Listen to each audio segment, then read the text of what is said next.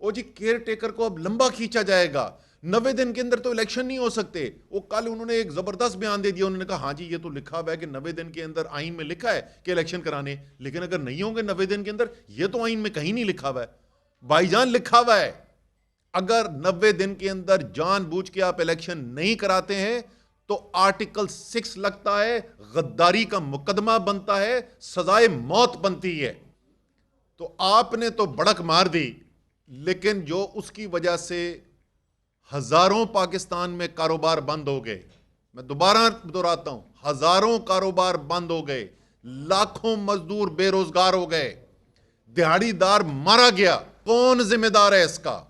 कौन जवाबदेह होगा कौम को? यह सूरत हाल पैदा हुई है सियासी इंतशार से, एक रजीम चेंज की साजिश से, और उस साजिश से पाकिस्तान को यहां पे लाके खड़ा कर दिया गया है कि मईशत उस हालत में है जो पाकिस्तान में किसी ने पहले देखी नहीं। इस वक्त जो मायूसी मुल्क के अंदर फैली हुई है, ये किसी ने पहले देखी नहीं है आज तक, जैसी सूरत हाल बनी हुई है।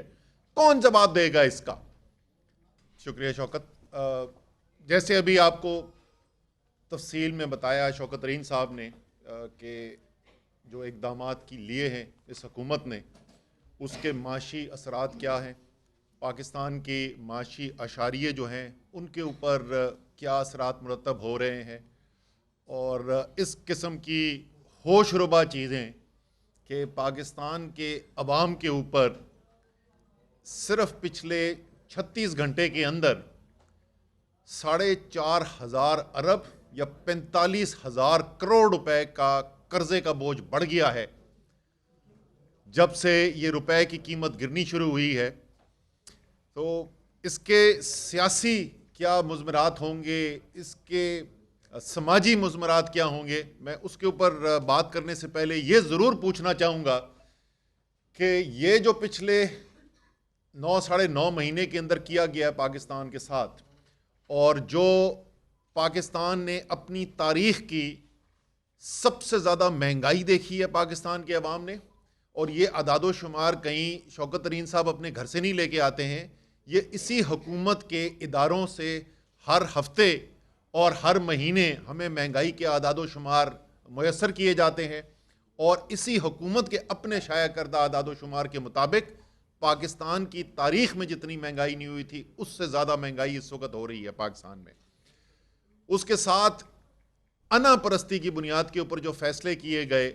और उसके नतीजे के अंदर सिर्फ ये कि मैं बढ़ के मारूं यहाँ पर आके और मैं बोलूं कि जी देखो मैं आ गया हूँ अब रैम्बो, और रुपया जो है अब वो डॉलर जो है वो 200 से नीचे आ जाएगा। तो आपने तो बढ़क मार दी, लेकिन जो उसकी वजह से हजारों पाकिस्तान में कारोबार बंद हो गए, मैं दोबारा दोहराता हूं, हजारों कारोबार बंद हो गए,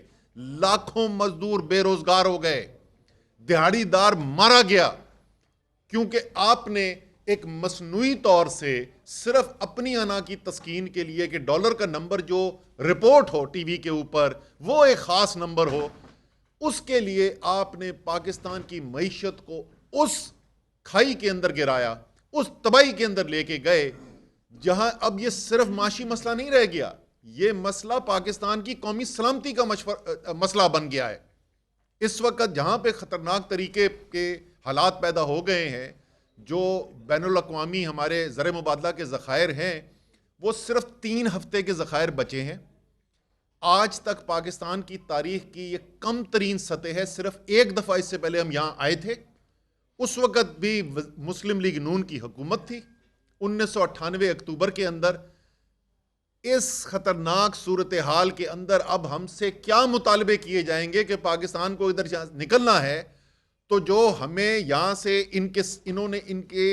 अब जो बाहर बैरूनी आका हैं उनके सामने इन्होंने जो अपना सर झुकाना है,